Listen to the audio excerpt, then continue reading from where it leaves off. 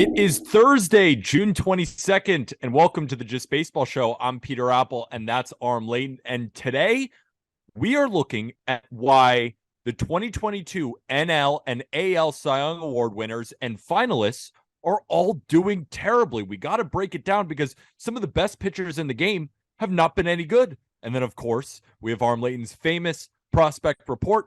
And in the middle, we are going to talk about Sorare, our fantasy baseball league, which you can join for free. But first, of course, we are brought to you by BetMGM. Sign up and deposit into your newly created account by using code JustBaseball.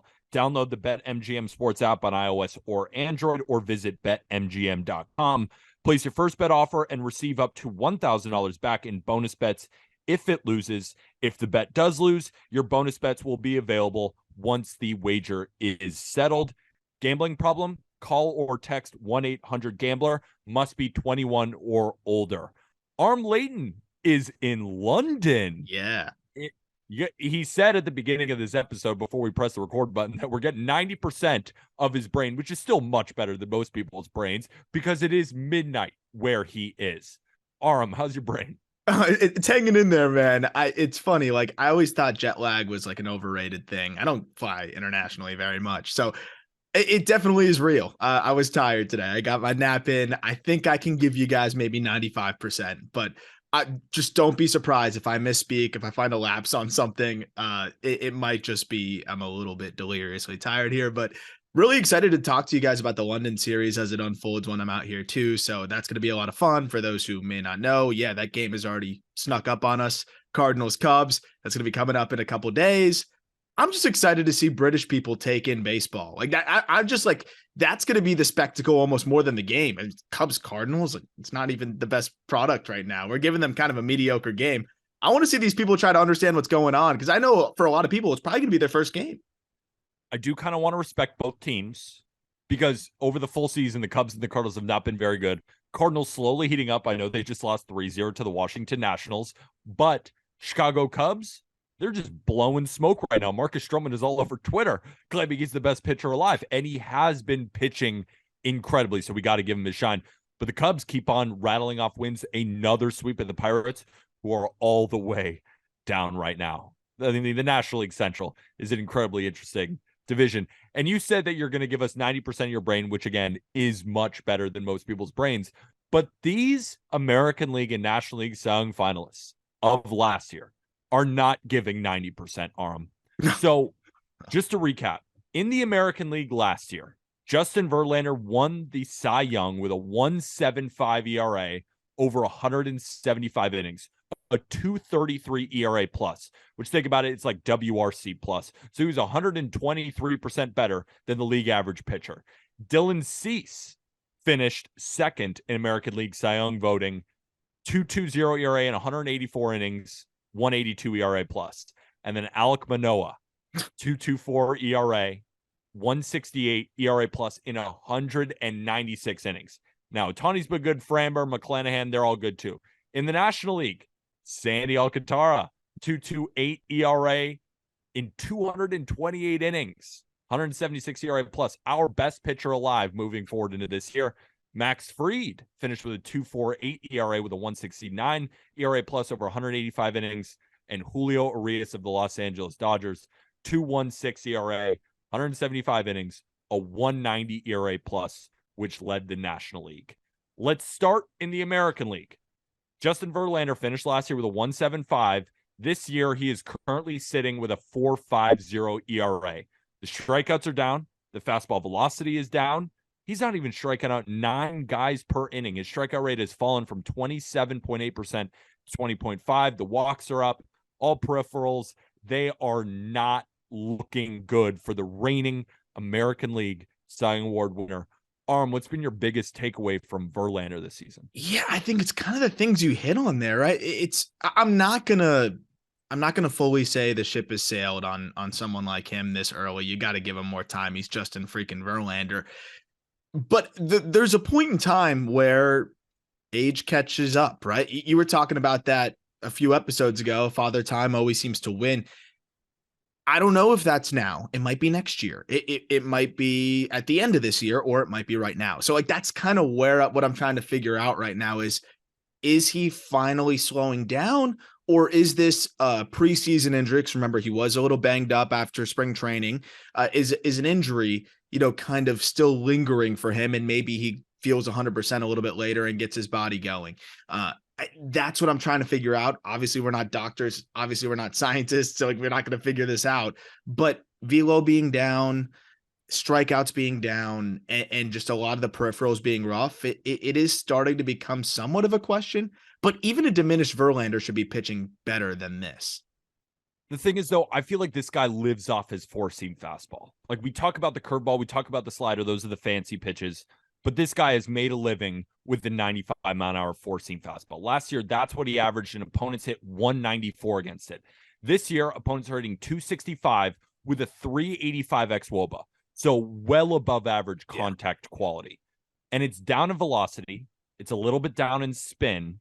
And the exit velocity is way higher. Way up. And his curveball, opponents are hitting 371 off his curveball compared to 158 last season.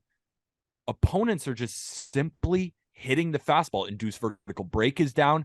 It is not nearly the same pitch to then set up his secondaries. Guys are saying, we're not afraid of your fastball anymore, Verlander. And in that last start against the Astros, where he pitched relatively well, 7 innings, 4 runs, which is not great, but at least it's a slight step up, sorta. He was averaging 94.2, so it's not like the velo is coming back. His average for the season is 94.3, so it was even a slight smidge down.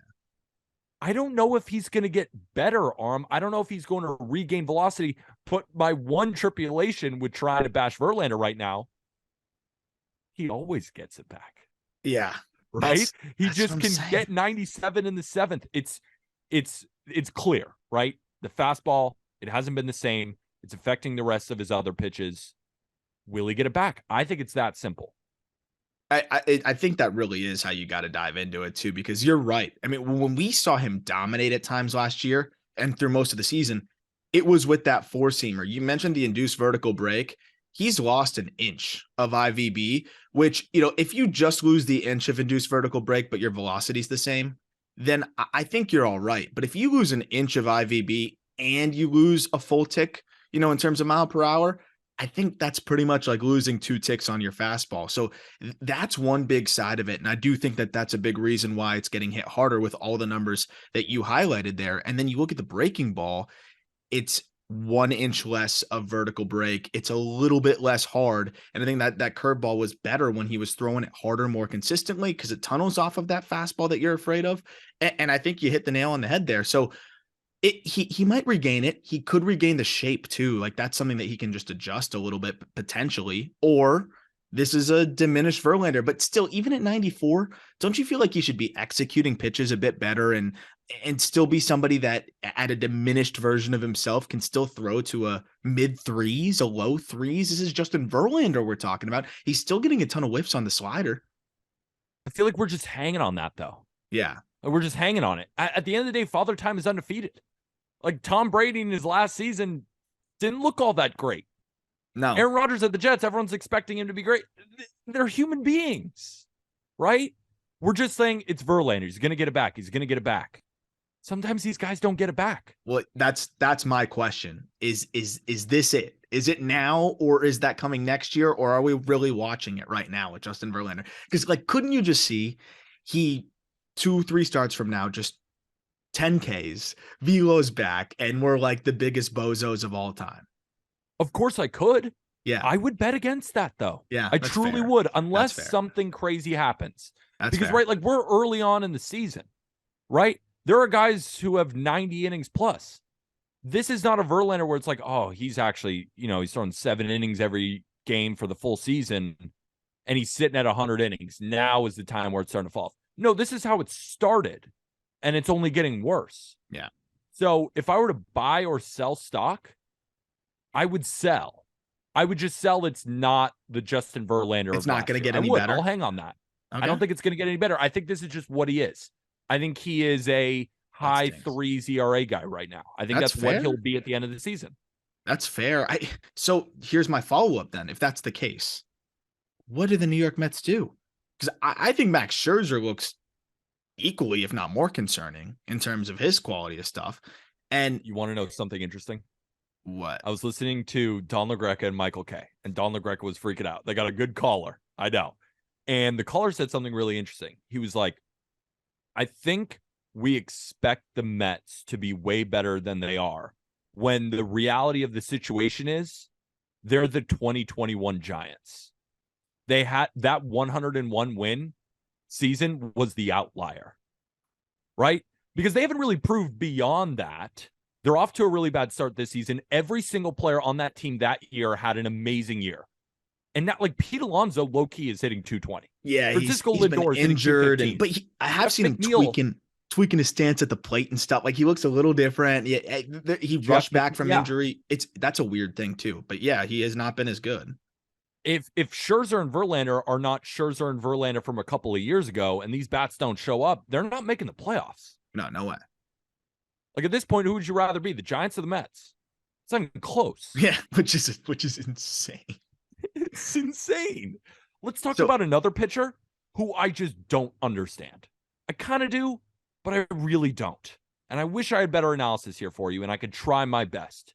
Dylan Cease is entering his prime. He is 27 years old. He came on the Just Baseball show, and he was talking about adding a new pitch. And I was so bought in on him. I'm like, holy shit. If he's feeling around with a changeup and he's going to throw that 10% of the time, it's over. Because the slider last season held opponents to a 128 batting average. The fastball averaged 97. Opponents hit 240. Curveball was elite, right? He didn't throw it a ton, but it still generated a good whiff rate. Opponents hit 253. All the expected stats were even lower than that. He was amazing last year. This season, averaging 95.5. His slider velocity is down from 87.5 to 86. And he's allowing some of the hardest contact in Major League Baseball. Last season, he had a 31.2% hard hit rate. This season, 46.9. yeah, That puts him in the 11th percentile in Major League Baseball. Yeah. You could say, all right, his velo's down, right? Because he's not walking anymore than he was last year. His command of the zone when you watch him doesn't look as strong, but when you have like he still has good stuff. I mean, does he not? His strike rate, and for him, it was never really about where he spots it in the zone, because he's so nasty that if it's in the zone, you're in good shape. His strike rate's actually about the same, almost identical, if not a smidge higher this year. It's weird, but the fastball is down a full. What do you have on Savant? Because I'm looking at a different system right now, and I have a full 1.3 miles per hour less. Yeah, I have 96.8 down to 95.5. So yep, that's what I have on this system too. So like that's a big drop. And you're right. Like this is someone that should be entering their physical prime. And it's funny because you look at it and the fastball shape's still there. He's still spinning it. Like, why is he down a full mile per hour? Like that, I don't know if that's all of it, but that definitely is a start. And then you look at the rest of the arsenal, he just doesn't seem as confident with it this year. So it's the fastball is down a tick, and then he's just not landing the secondary stuff quite as much, but still you feel like he's around the zone enough to be better. He has been a little bit better of late though, which gives me some hope, but then it just feels like every time he's about to turn it around, then boom, he kind of falls flat again. But this has been his best stretch of the year. You look at the last 4 starts, he's given up 2 earned runs or less, gone 5+ innings every single time. But again, like we kind of expect way more than that from Dylan Cease. Like a 2-run 6-inning outing. Like that's good. Like I like that. But like you're Dylan Cease. You had a 2.2 ERA last year. Yeah. If Dylan Cease last year had 6 innings, 2 runs, we're like, it's a pretty good start. It's it's a good start objectively. Look at the rest of the league. But I'm expecting 7 innings of 3-hit ball and 1 run and 11 Ks. Like we even gotten that kind of start this year?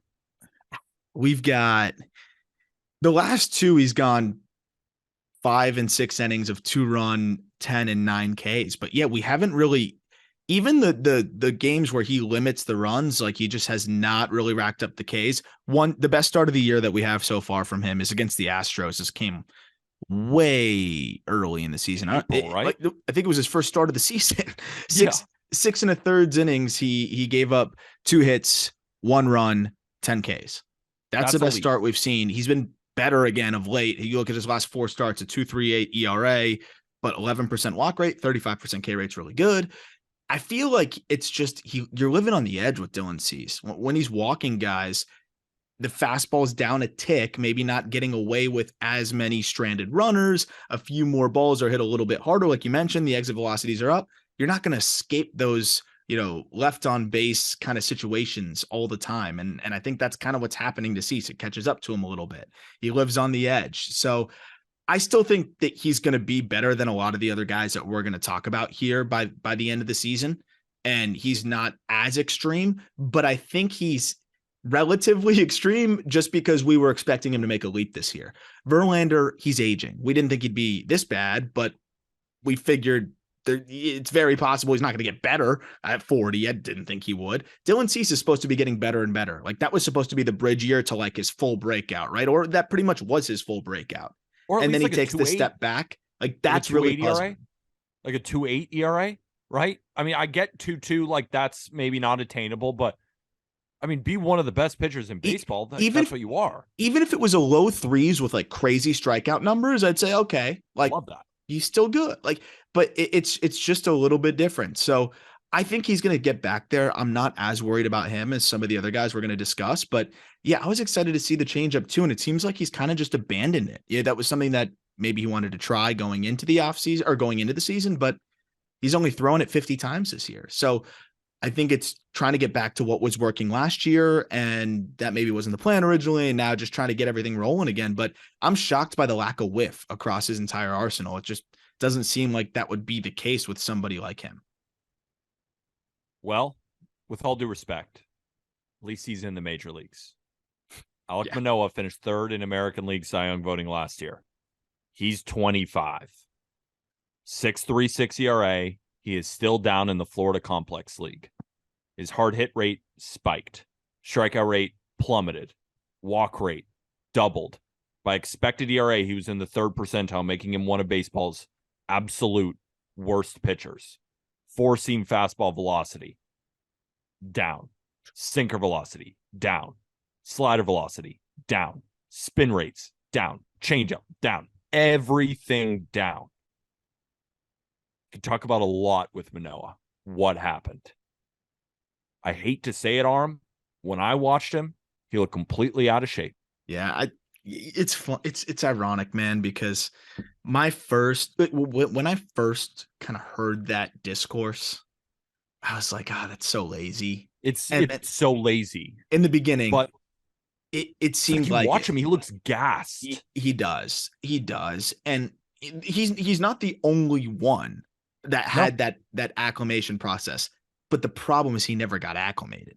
And then I do believe that when he had that fatigue maybe early on, I think it may have created some bad habits. And I think that's why they sent him to the complex. I don't know if anything is if they've really gotten any comment on this, or I know that they've kind of kept it close to their vest, but I don't like to speculate too much on these things. But it just seems like if you're sending somebody to the complex, that's almost to me like throwing bullpens on the side, like starting in a controlled environment instead of just sending him to even high A, double A, triple A, where it's a rehab start, quote unquote, and you just go dominate some younger hitters.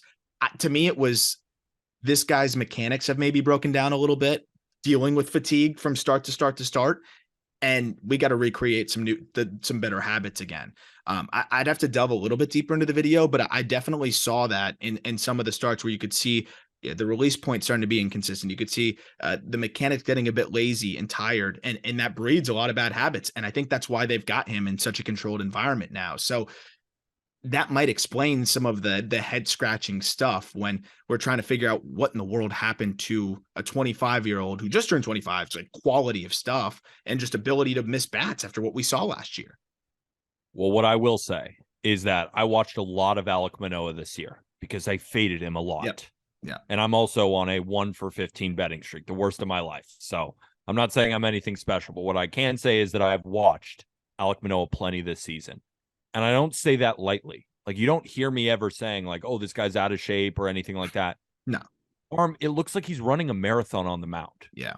I mean, it's like he's wiping sweat. He isn't able to regain. He throws ball 1 and then it's ball 4 like that. Yeah. And then a guy's on base and it just gets away from him so quickly. And it's like it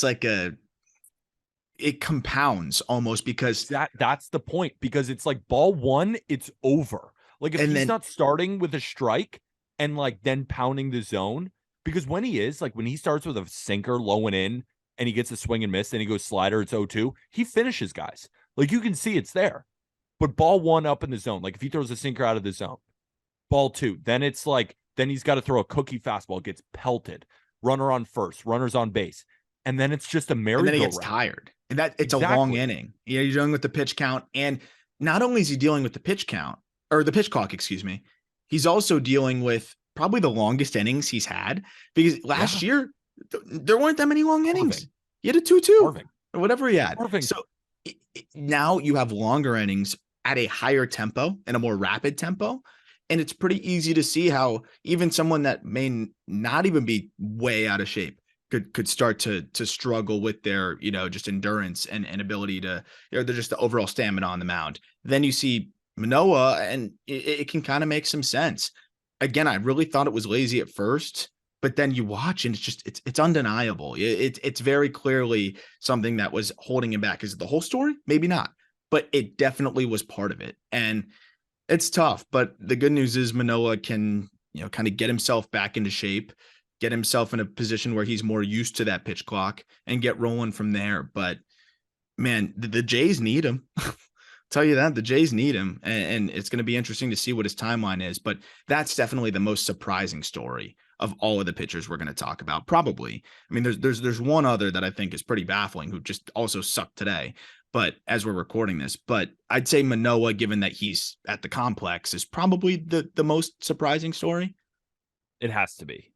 Yeah. But number 2 is Sandy. Yeah. 5.08 ERA. Dude, what the fuck? I know the peripherals said, all right, he might be a low 3s guy. Not that 5. Aram. I mean, hard hit rate up, strikeout rate down, walk rate up, expected ERA of 4.23, sinker velocity, not that different. No. Changeup velocity, not that different. That's a thing. But everything's just getting hit. And I know you're probably going in circles looking through the data. You even texted our group chat. You're like, the data looks fine. What the fuck is happening? But you watch him every 5th day. Like, what are you seeing from the unanimous National League Cy Young Award winner? And like, dude, probably the safest arm in the world. And again, I know that he could have had a low 3s this year, or like even at worst a mid 3s. But like, I would have bet my life that this guy's below 5 through his first 15 starts. That's why I would have bet my life. Yeah. I would have. We'd be dead. Yeah, I literally, like, you could tell me he struggled. I'd say, oh, okay, so he had a 3.6. Like, just, you think he's so safe the way he's able to get weak contact and also get whiff. Dude, honestly, talk about things compounding. For Sandy, I'd love to see what percentage of the runs came in just a handful of innings. It seems like when it gets away from him, it really starts to get away from him. And I don't know if it's something with him working out of the stretch, or if it's something about just when runners are getting on, he's just not executing as well. But you look at the data, you look at the peripheral stats around the arsenal, and it looks really fine. It looks almost identical to last year. The only pitch that I see the biggest difference in is the slider. And it might just be him not locating it as much. But to me, this is a guy that's definitely command within the zone. And then I don't know if it's a little bit of the shift being limited as a ground ball pitcher. I don't know if it's a little bit of the pitch clock maybe affecting his tempo, because he was a guy that kind of liked to push the timing limits. I don't know. It's really weird. This is one where it's pretty hard to find anything in the numbers. And I'm still going to be on the side of, I believe he's going to bounce back. And, I think he's too talented, but this one's just a head scratcher, Pete. So I'm a big fan of watching post-game pressers. I really like to hear what the guys say after bad starts or good starts, I like learning about guys' mentalities, like when they go out. I think that's a part of baseball that kind of goes underreported. And Sandy, after every interview, dude, I've been a little bit disappointed. And maybe I'm taking it a weird way. He just acts like nothing's wrong. Yeah. And I wanted to come play the clip. That's why you saw me kind of looking over my phone. I realized it's 2 minutes and 40 seconds. I'm not going to play the full thing, but it is on Bally Sports and you can look it up. And I watch it a lot because I want to see him take responsibility or at least something. It's almost like hearing a politician talk about an issue. Yeah, so I was going to say, because he does take responsibility by technicality, like by saying like, I got to be better. Yeah. I've been bad. But do you not sense that like urgency from him? No. It's like it to me, it feels like he thinks he's got a 3-7, right? Like it's just like, yeah, it's one of those stretches where it's tough right now. And maybe that's what's made him such a horse. Yeah, he doesn't get too high and he doesn't get too low. But what I will say is and maybe I'm getting the wrong feeling. Again, that's why I wanted to run it by you. Yeah, I you're get entitled the to feeling that he is not. It's not that he's not caring. It just comes across as like, yeah, that was a bad start. Like, that'll happen. It's June. He's got a 5 ERA. Like that was double last year. Like there is something happening, or at least he could say, all right, this is what's going wrong. I'm working on it. And he doesn't even have to go that in depth. Okay. But he doesn't really answer anything. And he's just like, yeah, like, I haven't been as good as I want to be. And, we just move on. I'm like, that's it. Yeah. It's interesting too, because if you like talk to people around the team, they're probably going to give you like the no one's more upset about it than Sandy. And, I believe that to his core. Like I believe he's probably tossing and turning at night, trying to like figure out what the heck's going on. But I do agree with you that when you are the ace of a team and you're a captain and your team outside of you is playing the best baseball it's played in your career as being a member of the team, sort of. I'd like to see like it's the best like that they've done since '97. So I do agree. I would like to see a little bit more like urgency. It's just not the way he's wired, but it's one of those things where like at least like talk a little bit about like what do you feel like is going wrong. He just says it's like execution or it's this or that. But remember when Waino was struggling, like he peeled back the curtain and explained everything. Maybe that's not how the Marlins want to go about things, but Votto did too. Remember Votto did the same exact thing. And it's like you learn so much and you grow to respect it. And it's like they're obviously seeing the problem and working on it. Dan Vogelback, even he was like, my hard hit rate is up. I'm still feeling good. I'm still walking, but the only issue is like there's something mental going on. He took a mental break. He's been great for the Mets since he came back. 4 for 12, big RBI single, even though the Mets lost again to the Astros, but he's been playing much better. Yeah. And it was like, okay, like you saw the problem and he fixed it. I'm not seeing Sandy of all people doing that. Fair. Yeah. He might just not know what the hell is going on, which is maybe even more concerning. So it's interesting. I'm going to say that, I think the even keel aspect is part of what makes him him. He works harder than I think anybody in the Marlins organization. I think everybody in the Marlins organization would tell you that.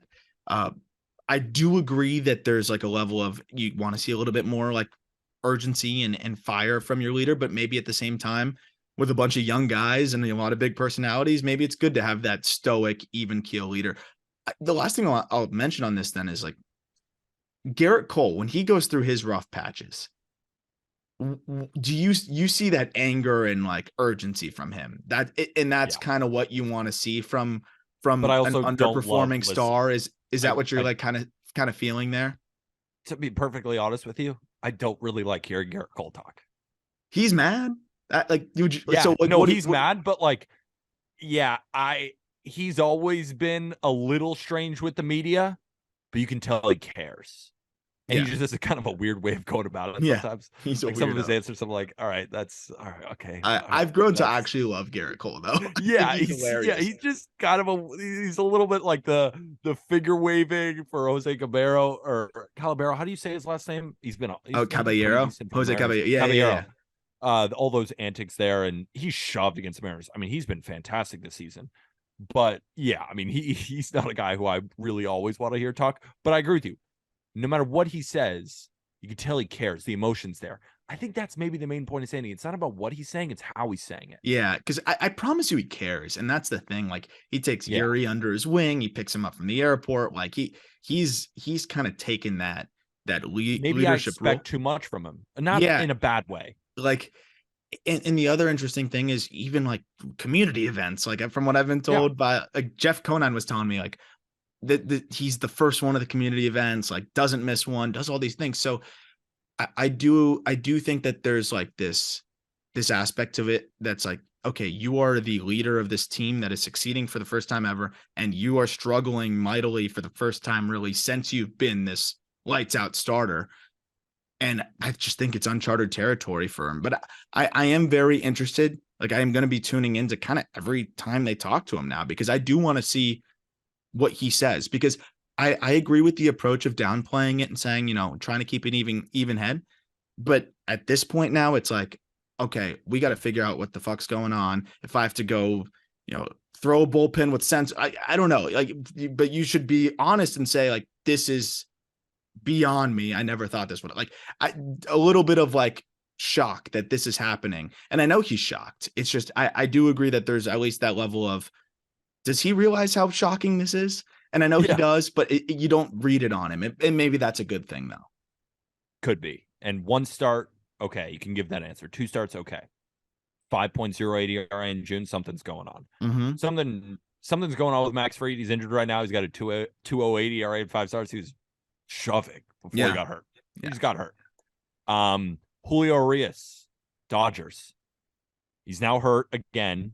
Not again. He almost never gets hurt. But what I'm saying is he's again hurt like Max Fried is. 4.39 ERA.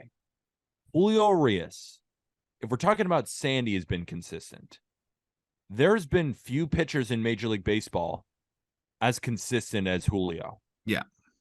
Back in 2019, 2.48 ERA, dominant. 2020, the shortened season, 3.27. That was his worst season. 2021, 2.96. He's a king of soft contact. And then in 2022, finishes third, in National League Cy Young voting at 2.16 ERA. ERA's doubled on him. Yeah.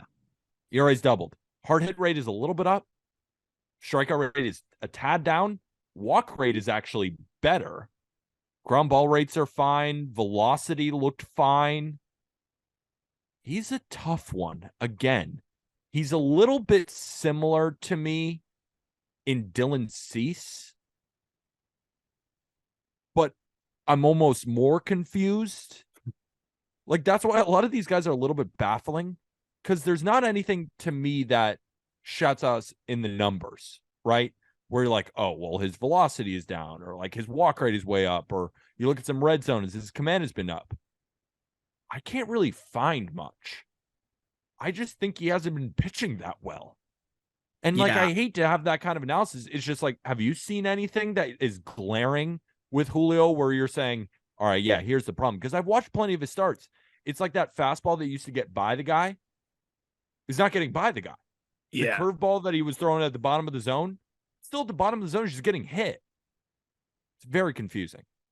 Yeah. This is a guy that, always seems to kind of overperform the peripherals a little bit too. So Always. you don't want to say like, oh, this is, him, regressing or whatever it may be. I do agree. It might just be a little bit of him just not being 100% and just not pitching that well, because I agree with the sense that you look at the stuff, it doesn't look much different, in terms of shape.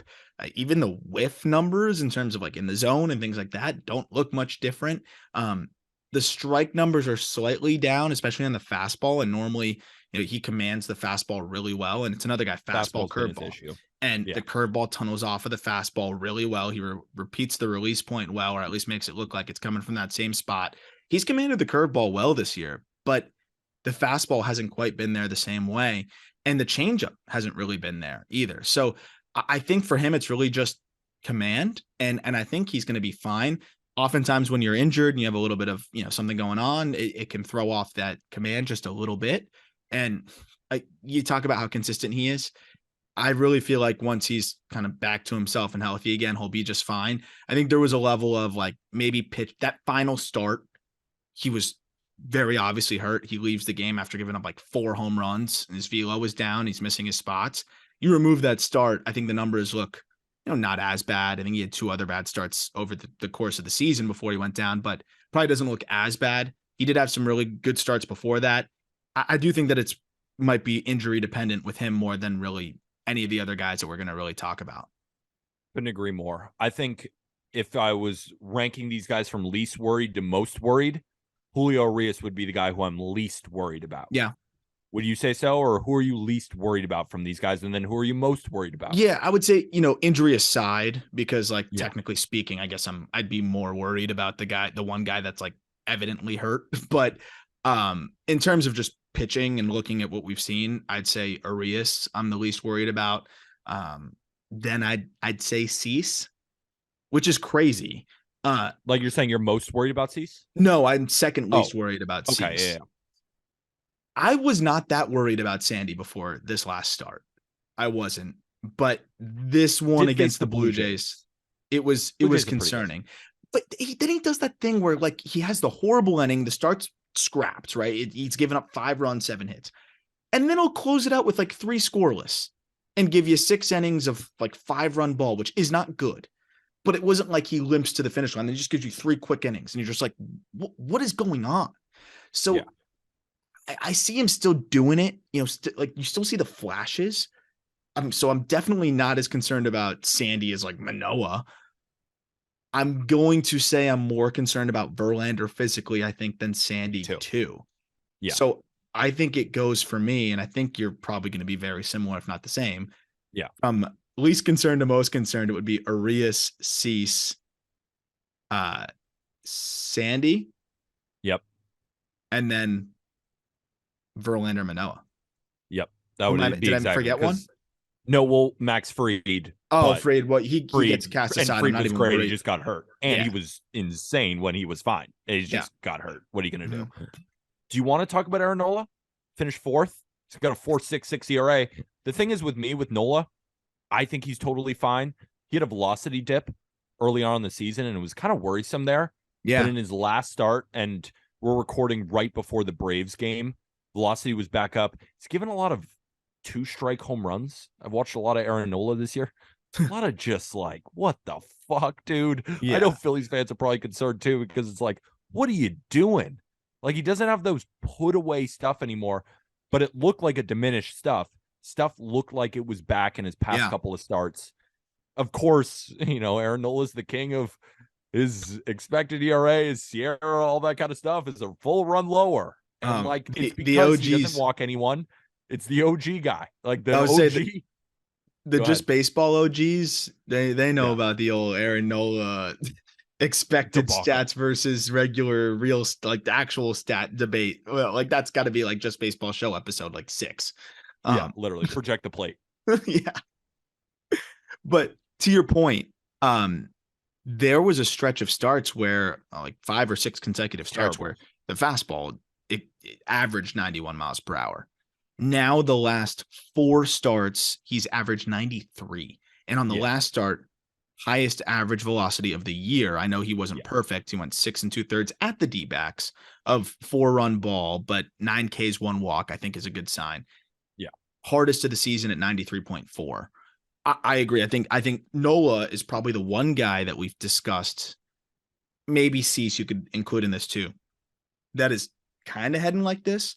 I know Nola's given up 10 earned runs in the last 2 starts, but it was Dodgers, D-backs, one of the starts on the road. He still punched out 16 and walked 3 in that stretch. And the start before that, he struck out 12 over 7 innings. I agree. It's like that 1 or 2 bad pitches that's killing him. It results in homers. Yes. And he's given up a home run. On 2 strikes. Yeah. Home run every single start this year, basically, except for like 2. I think he's given a home run up in like 12 consecutive starts. I think he's going to get better with that. The XFIP, which normalizes home run to fly ball rate, is obsessed with Aaron Nola. Oh, of course. Like the best pitcher alive. But I do think that's going to normalize a little bit. I do too. I do think he's a guy that, some of those things might be catching up to him a little bit. but it's definitely shouldn't be this bad. It shouldn't be this bad in terms of the batted ball department. So I'm not sounding the alarms on Nola. Also, as you talk about a lot, Peter, contract year, Yeah. he's gonna figure it out. He's gonna to. find a way to finish this season strong. I really think so. He's a guy I'm actually buying stock in moving forward. I really am. I I like agree. him a lot moving forward. I think he's one of those guys who has a great second half. Mhm. But we'll see. Could be wrong. I hope I'm right because I'm rooting for Aaron Nola. I'm Yeah. rooting for those X stats. All Yeah. right. Before we get into the prospect report, let's talk a little bit about So Rare. Our So Rare team not only surpassed 1,000 members, we're almost at 1,100. Come play fantasy baseball with us, people. It is so much fun. It's absolutely free. People are having a blast. And the link is in our episode description. Again, just click it and join our fantasy baseball league on So Rare. Give us a little primer of how we're doing so far. Yeah, so last week was a good one for me. I finished 10th. So didn't get to so basically my goal is to win so we don't have to give out any JB merch to the number one finisher. So we get to save it. But no, I love giving it out, and I actually just got a DM from the gentleman who came in first last week. So we'll always shout out the leaderboards every single week. Again, you click the link in the episode description, draft your team, join our league, and have a chance to win just baseball merch and other prizes every single week. Actually, multiple times a week. It's a competition every few days, and you can set your lineup today as you're listening to this. It'll be time for the next competition. I'm having a brutal week, dude. Like absolutely brutal week. There's no way I'm going to be anywhere near where most of the people are in our league this week. Christian Javier gave me -7 points. He got destroyed today by the Mets, and they still lost. -7, but I have enough common cards at this point that I submit 2 lineups into our league. And dude, the same guy, you'll remember this name, who's currently in first as we're recording this. Well, there's one more day of games tomorrow. Boof Dirtbag's in first place again. Boof. Dude's a wagon. Boof Dirtbag's a wagon. In first place again. Dirtbag is a wagon. Yeah, you'll love this team. Framber Valdez, Camilo Doval, Nolan Arenado, Salvador Perez, Juan Soto, Alex Bregman, Merrill Kelly. Dominant. What a team. It's a fun team. We're giving away just baseball merch to whoever comes in first, whoever beats us. You can also see where you finish in relation to us in the scoreboard, because my team is my name. It's literally just RM Layton -1 or 2. Send me your teams. Also, I'm playing in the limited competition this week, and which I'm always doing now because I'm trying to win elite cards. I'm trying to build my limited teams and try to win some Ethereum rewards there. And Luis Urias is carrying me. Taj Bradley got me 38 points. That card was like $5 to pick up if you want to do the limited competitions. So good against the Orioles. Hit my over strikeouts on Prize Picks. Hate to admit it, Verdugo, I picked him up for like $6 at the beginning of the season. 30 points for me already this competition, and I could probably sell him for double that now. It's fun because you can, like, if you want to get involved in the limited cards, you can just buy stocking guys that you think are going to play well. But also, if you finish really highly in the free to draft common card competition, you can win a limited card to jumpstart building that team to win bigger prizes as well. So that stuff's really fun too. Definitely encourage you to check that out with the link in our description. Time for the prospect report. Yes. Arm Layton brings us the guys who are doing amazing right now, who could potentially help out some big league clubs as we get closer to the deadline, or potentially be on the move as big pieces. And this time I want to switch it up a little bit, and I'm kind of catching you off guard here. So if you don't have anyone, we'll end with it to give you some time to think, but I want to hear about a prospect that you loved going into the year that has just fallen way below your expectations. Ooh, okay. Right? Because you're, I think, the best prospect mind in the business. And you're right on a lot, but nobody can be right. No. I'm currently on the worst betting streak of my entire life. And normally I'm pretty damn good at this, but I have been dog shit. Everybody loses. Everybody has bad takes. So do you have that off the top of your head, or should we just start with some guys who have been great? I'll definitely wrap with that because I want to give the best answer I can on that one. But Perfect. There's definitely a couple that I put way too high, without a doubt, which we'll get to in a second. I'll start with a really interesting swap and a player on the other side of it. We've been talking about Nolan Jones and how good he looks with the Rockies. And the Guardians could probably use Nolan Jones, but what people may not realize is that they got Juan Brito in that trade. And the Guardians, they love players like Juan Brito, middle infielder, switch hitter, who is just going nuts. And what's crazy is he's extremely young. He's just turned 20 years old, and he is just demolishing Double-A pitching. And you look at Brito's stats since he just got promoted to Double-A. You look at the stats, and excuse me, he just turned 21. But you look at his numbers since his Double-A promotion: 343, 452, 529 with 3 home runs, 14 walks, 12 strikeouts. So the Guardian, and he's a switch hitter, kind of like Brian Roquillo, similar like that up the middle. And yeah, they could use Nolan Jones, but they got a really good prospect here in return. I think it's really exciting what they were able to get there. Another guy that I am really amped on, and this like might be the last opportunity for those of you out there that like to buy cards, that like to pick up players in Dynasty, whatever you want to call it, to get on the Kobe Mayo bandwagon. Baltimore Orioles third base prospect. This dude is going nuts. And I think he's like everything Ryan Mountcastle is, but better bat to ball by like a fair margin and better approach. Kobe Mayo is 21 years old in Double-A. OPS over 1,100 in June. He's putting up just ridiculous numbers. 4 home runs in his last 5 games. He's not striking out that much, continues to walk more and more. To be doing that as a 21-year-old in Double-A is insane. And I think it gets overshadowed a little bit because of how good the Orioles system is. But this guy was a top 80 prospect going into this year for us at Just Baseball. And he's probably going to be top 40, top 30 in our update. Like, this guy is as legit as they come. Wow. I mean, you could sell ice to an Eskimo. I mean, that's a good pitch. That's a good pitch. I appreciate that. There. I got a better one for you coming up. Let's hear it. Adael Amador, Rockies. Oh, we've heard his name a lot. I have to bring him up again. Your love. June, 370, 500, 630 slash line as a 20-year-old. He just turned 20 like a week ago in high A. 9 extra base hits, 13 walks, 5 Ks. That's fucking insane. That's insane. And while we're staying on the young hitter train, actually another second baseman, how about Termarr Johnson really starting to put it all together? This dude just turned 19. Like last week, turned 19 years old. He's playing in the Florida State League, which is low A, but one of the hardest environments to hit in. I mean, the ball does not fly. In terms of park factor, all of those parks are bottom end of the spectrum. As a kid that just turned 19, I think he was 18 in part of this span. His last 30 low A games, 276, 454, 551 to 1,000 OPS, 7 home runs, 13 extra base hits. That's a 174 WRC plus. Max exit velocity of 112 miles per hour already as a kid that just turned 19, and a 90th percentile exit velocity of 106 miles an hour, which is already pretty much elite.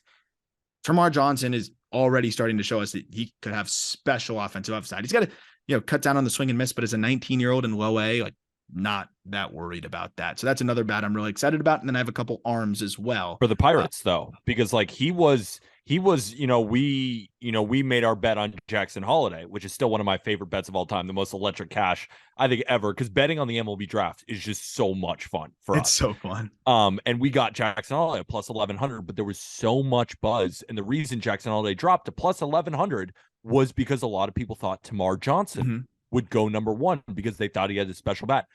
I personally believe that he fell because people were like, well, he's a second baseman. The bat has to be amazing. Yeah. With Jackson Holiday, it was like, well, we know he's going to play short and the bat could be as special. And we've seen what Jackson Holiday has done for the Orioles. He's becoming everybody's top prospect in Major League Baseball. Yeah. So it's clear they made the right pick. But the Pirates also made a damn good pick with Termarr. You hit the nail on the head. Like with the number 1 pick, I want, that 5-tool potential shortstop, and they got that. But with the pressure being on the bat of Termarr, it needs to look special.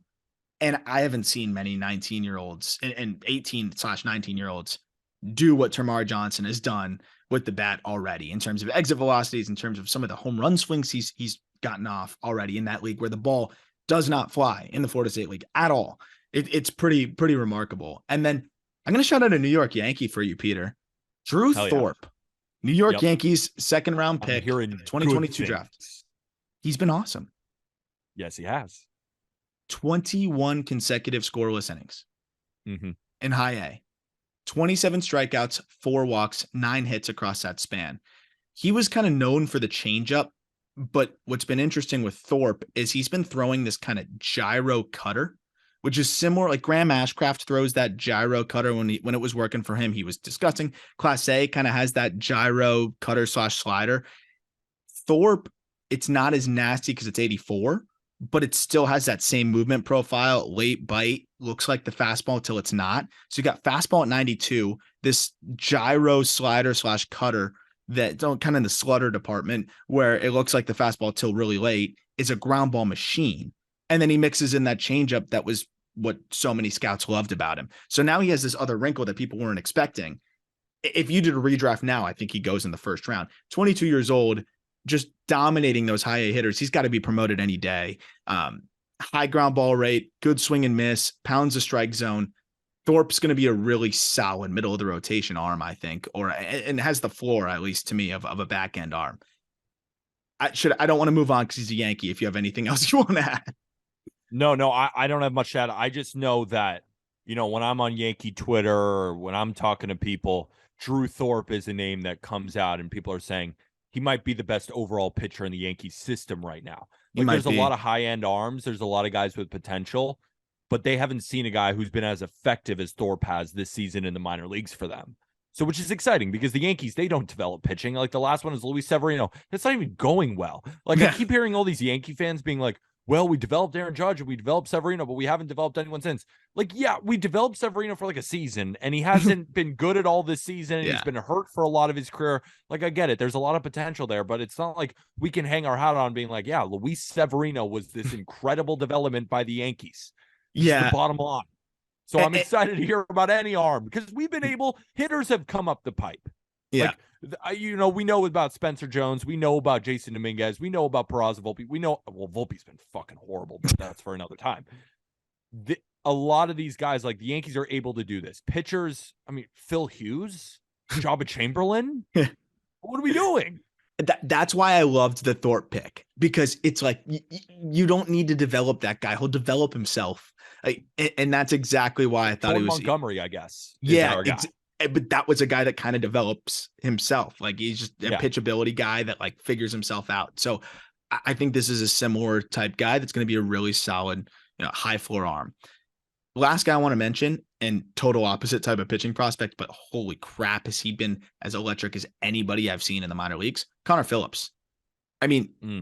Reds right-hander, came over as the player to be named later in the Jesse Winker deal and Eugenio Suarez deal.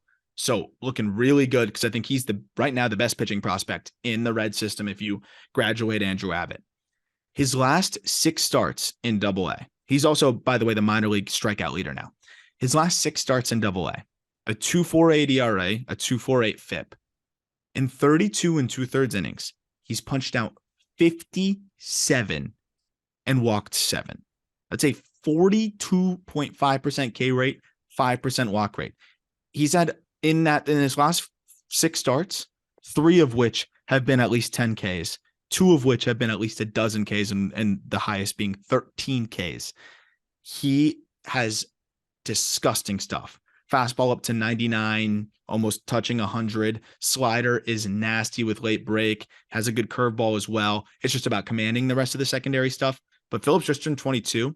I know he's in the, in the very weird tacked ball, for Southern League, but I'm buying every bit of this Southern guy's League stuff. guys, like that's why it's like these Southern League guys.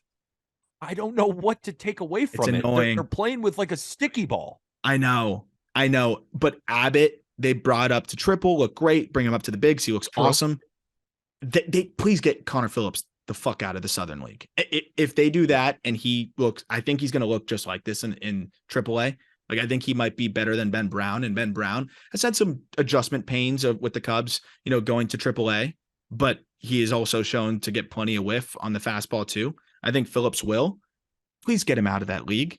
Like, please, I want to see him throw like those pitches with a normal baseball. Yuri Perez just started going to his changeup because it took him so long to get the feel back from those tacked Southern League balls with now a major league ball. And we saw the result.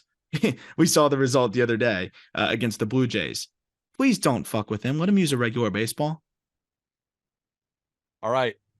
We're at the end of the line of the prospect report, but I want to hear someone, and we can kind of like do this periodically. So you don't have to lay it all out on the table like, these 4 or 5 guys. We'll do this, we do this every week or every 2 weeks or whatever. We go over the prospect report.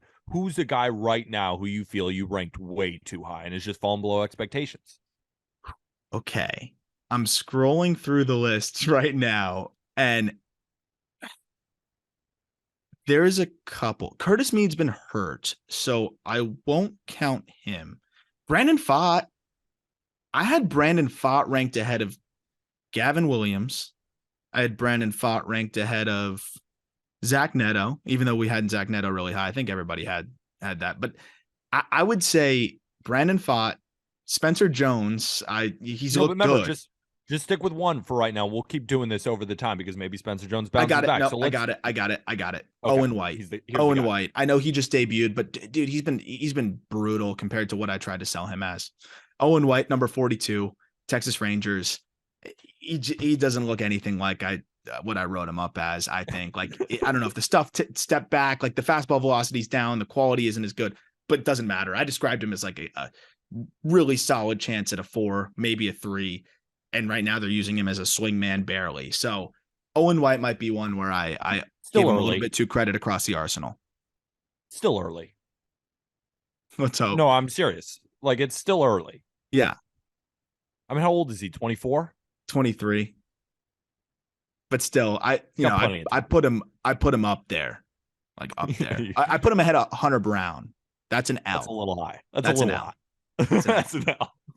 Well, that'll do it for the Just Baseball show. Again, brought to you by BetMGM. Use code JustBaseball when you download and get all of those bonus bets. Gambling problem, call 1-800-GAMBLER. And then, of course, you must be 21 or older to use it. So get your Just Baseball merch. It's in the episode description. We got a lot of new merch coming out. I'm rocking my hat. Talk about it a little bit. In the next couple days, we're in the process of uploading pictures. Producer Cohen is getting some good pictures, but we pretty much have the product ready to go. So check the link in the episode description should be updated, but also if you go to justbaseball.com and go to the shopping, I think you guys will be really pumped with some of the new stuff we have, like crew necks, polos, which are Adidas and like dry fit and really nice. Different logos with the t-shirts now. But I'm a big fan of the crew neck.